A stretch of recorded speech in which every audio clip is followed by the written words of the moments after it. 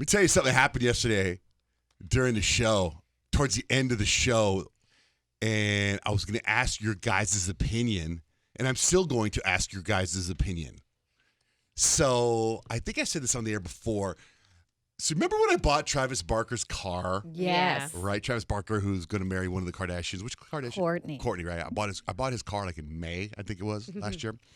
And because I bought his car, I had my normal car. And so this guy came to me, a friend of mine, Tony, and he says, hey, since you had that extra car, why don't you put it in Turo? And Turo is like Airbnb for cars. Right. Venmo, not Venmo. What's the other one?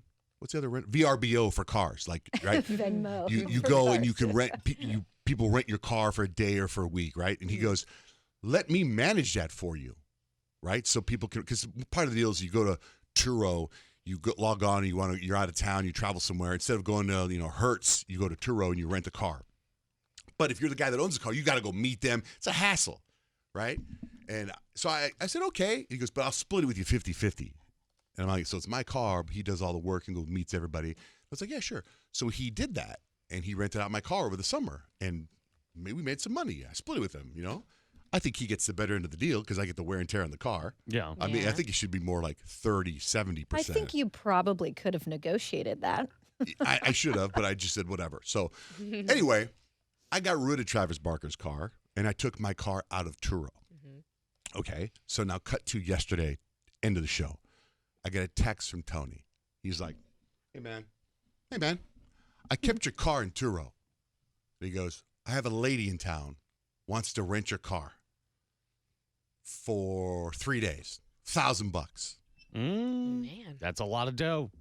And he goes, and I go, $1,000? I go, and like each? Like for you and for me? Right. And he's like, yeah. Oh. And I'm like, for 3 days? Something like that. Or till Monday. So let's see, Thursday to Monday. Because afternoon, I was like, he goes, let me know. And I'm like, sitting to think about what I got going on. I'm like, oh, it's so inconvenient because, I got to take my son to basketball practice, and I'm going to the Suns Bucks game last night, right? But I'm like, okay. And he goes, we're doing this interview. We're doing a bunch of stuff after the show. And he goes, we'll pick it up at 11. I go, man, I'm running crazy. I go, I might just, whatever, running crazy. So that's fine, right? So we get off the air, do our thing. I haul ass at home. I just leave the car and go. Now, you know how I operate. I got no gas. Of course. My car is a mess. Yeah. Right? So he's like, I'll have my assistant pick it up. We'll gas it, we'll clean it, and I'll touch base with you later. I'm like, all right, whatever. So he went. I used another car to do whatever I was doing. Cut to, he messages me later, and he says, turns out this woman no-showed. He goes, she no-showed, and I'm taking the car, and I'm dropping it back off at your house. Now, this is at 5 or 6 o'clock. He's going to drop it off at night. I got to go to the Suns Bucks game, taking a bunch of kids, taking like 10 kids to the game, right? They've never been to a basketball game before, so I'm taking their 10-year-olds, so it's going to be very exciting. And I'm like, great, perfect. Then I'll take my car to the game. So I get in my car. It's clean, full tank of gas. I was just going to say, thanks for the gas in the wash. And I'm like, can we do this every Thursday? What a great deal. This is nuts. That's actually better than the money. I'm driving into work this morning, clean car, full tank of gas. Like, not having to go to the gas station is so amazing to me.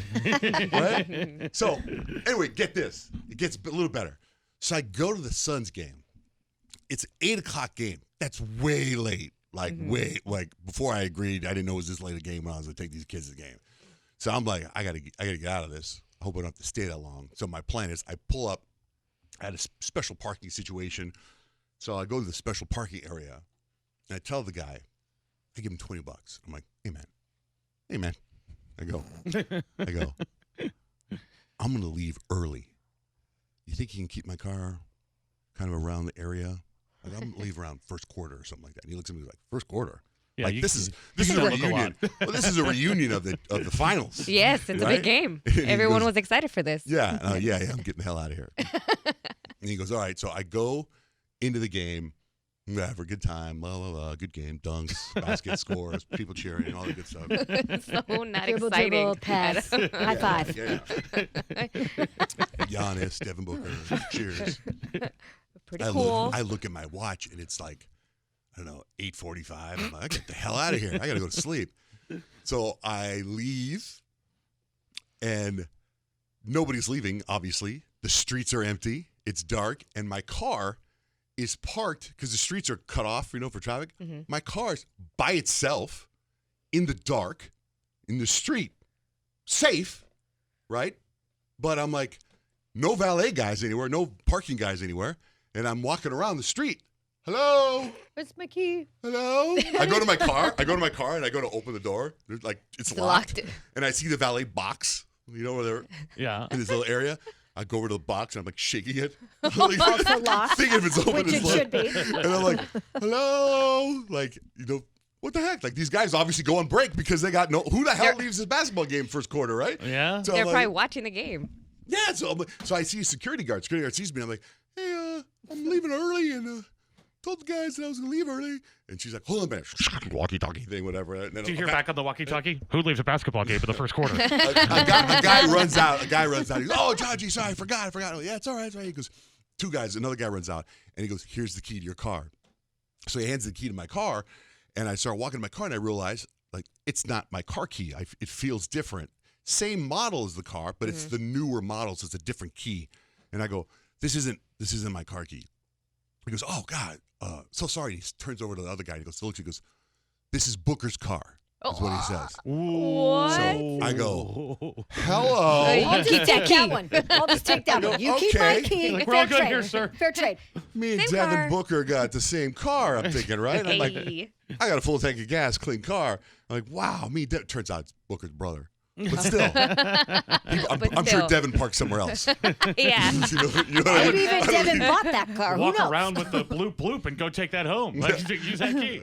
I'll take So- Devin Booker's brother's car. It was just Yeah, and I for remember sure. last time I left there, Booker's brother and I were leaving at the same time too. So I was like, so it was just weird, but I thought it was such a weird thing when he goes, it's Booker's car. But anyway, I'm by myself. I pull out of the street and I keep driving. Not anyone in sight. I'm like, now, like last couple times I left the game, it's bumper to bumper traffic. Takes me 45 minutes to get home. I'm like, this is how you leave a game. I got home in 8 minutes. Right. You left right when the game started. That's how I you got get home in on time to watch the rest of the game.